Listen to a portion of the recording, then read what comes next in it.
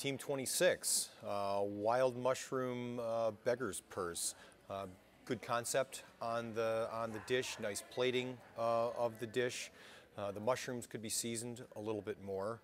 We didn't necessarily get the profile of the cheese at all in the filling.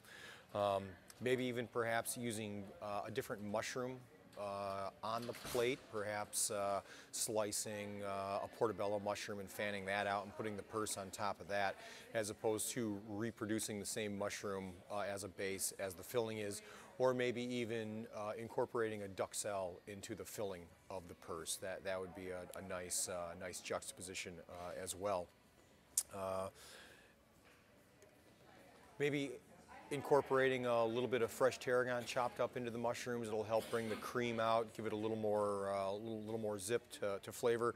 And we're not entirely sure what the purpose of the pile of salt on the plate is.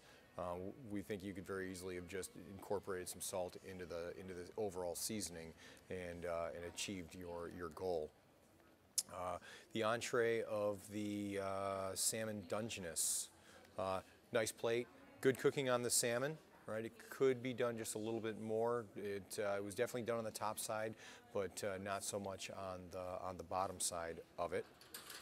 If you're going to be serving crab and another seafood on the plate, that's a lot of money to tie up at once. Because of that, you can get away with serving a smaller portion. The salmon by itself is a perfect portion size. The crab by itself would be a fair portion size. Putting them together, you now have a lot of protein on the plate, and consequently a lot of cost tied up in that as well.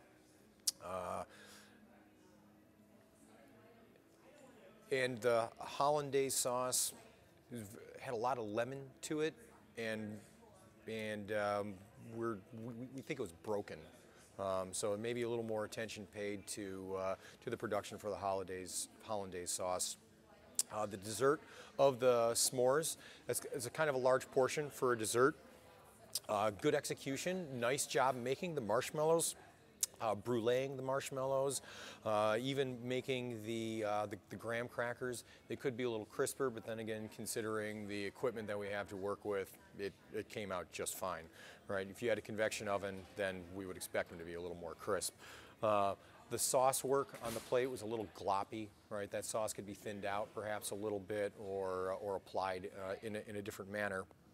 And the mint garnish on the plate is just not necessary. There is no mint anywhere else in it, and we like to see our garnishes as being integral to the whole dish. So you can either try and incorporate some kind of mint nuance to it to justify the mint garnish, or lose the mint garnish and pick up something else, maybe some chocolate shavings or something like that.